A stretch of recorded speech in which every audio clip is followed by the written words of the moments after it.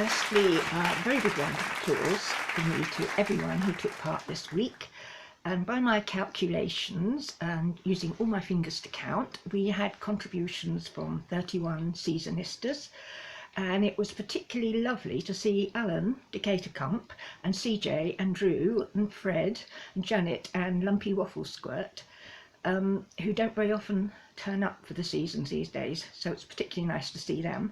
I'm sorry, Lumpy, I don't know your name. I think I asked you what it was once, but I've forgotten what you told me. But I mean, you really don't need another name, do you, when you're called Lumpy Waffle Squirt? We had a total of 60 songs, not including mine, and 13 of those were originals, and Bernie and Brian each contributed 3 songs, and thanks so much for the splendid effort. And there was an original each from Alan, DP, Alan Decatur Cump, Jim, John, and John and Kev together, and the wonderful Bev, who seems to do most of her composing in the middle of the night. The artists whose songs were covered were, as ever, and I think that this is one of the best things about the seasons, very, very varied, and they ranged from Max Bygraves to Eric Clapton, Giorgio Moroder, Leonard Cohen, Tom Lehrer, and the Velvet Underground. And we had history.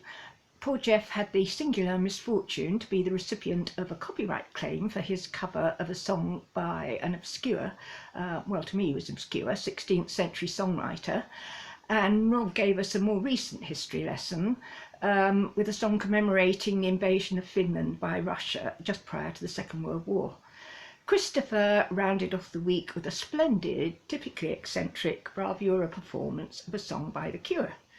I've loved everything that you've done, so choosing a winner to be the recipient of these splendid Buskers mittens hasn't been easy, but on reflection, for me, there can only be one winner, and that is Jim for his wonderfully spontaneous original, which came up very early in the week, which he entitled Close at Hand, and which he dedicated to our wonderful friend Randy. I think we're all still feeling his loss very greatly. And the spirit of Jim's song reflected, I thought, the spirit of the extended family that is the Seasonistas, which I think means a lot to quite a lot of people. It certainly does to me. And Jim, you have snow, so you obviously need to have useful mittens just in case you ever feel the urge to sit in a snowdrift and plunk away. So if you could PM me your address, Jim, and I'll get them in the post to you. Again, thank you very much, all of you. Love and peace to everyone.